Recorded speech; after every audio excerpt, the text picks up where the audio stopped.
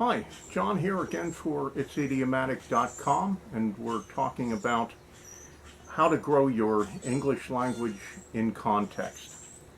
And the context we're going to use today is one of the instructive writings from my blog, and number 19 to be exact. And this is called No Shirt, No Shoes, No Problem. So I'm going to read from that, and you're going to test your hearing comprehension. No problem. Is it just me, or does this newish expression sound just a little dismissive, especially when we hear it from a waiter, a waitress, a wait person, to cover all bases? Doesn't it sound more polite to say certainly, my pleasure, right away? I'd be happy to take care of that for you.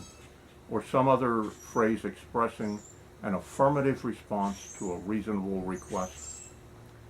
But that is assuming that the request is reasonable, although we know that at times requests by patrons of businesses are anything but reasonable. The customer is always right seems in its absolutism to be ridiculous on its face.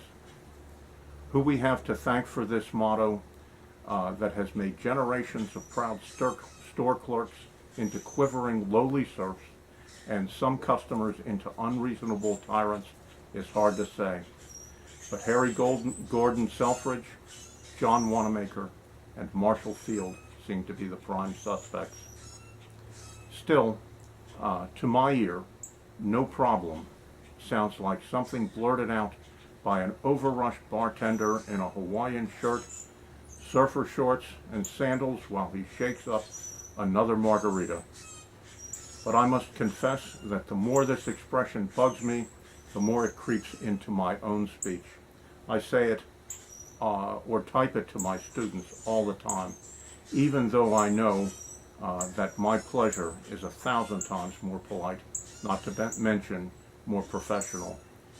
It's become a subliminal compulsion. I just can't stop saying it. As impolite as no problem might be, it is positively elevated language by comparison to no sweat, which we, in my generation, all used to use and all the time. Would you think it was disrespectful?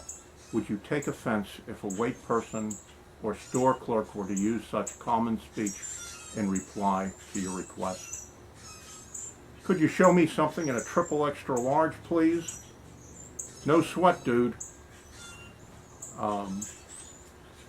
Not if you're a laid-back sort of person who goes by the watchword. Don't sweat the small stuff.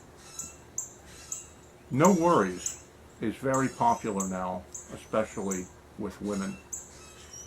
I would really have to start to have some worries if I started hearing a lot of men saying this.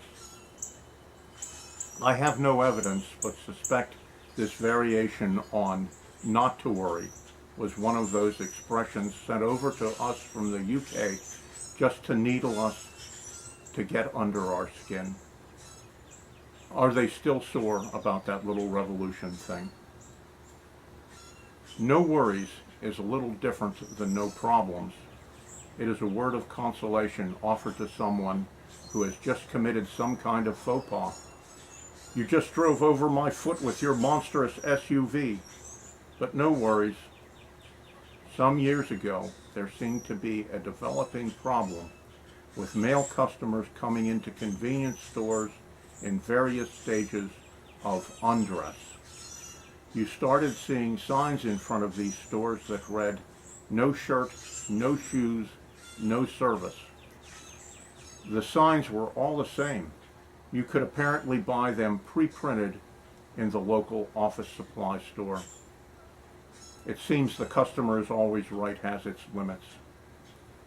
In response to this social movement came the popular song, No Shoes, No Shirt, No Problems by Kenny Chesney.